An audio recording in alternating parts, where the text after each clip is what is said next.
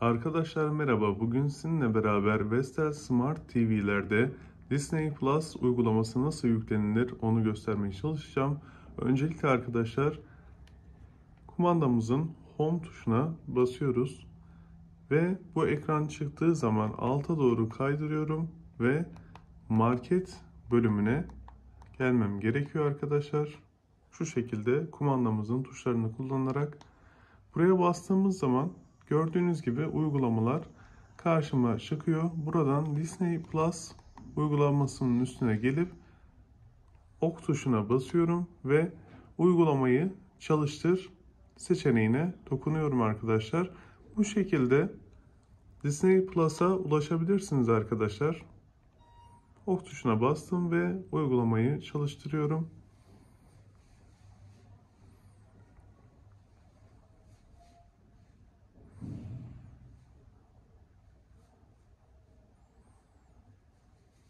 Buradan arkadaşlar kendi oturumunuzu açarak artık Disney Plus uygulamasını kullanabilirsiniz.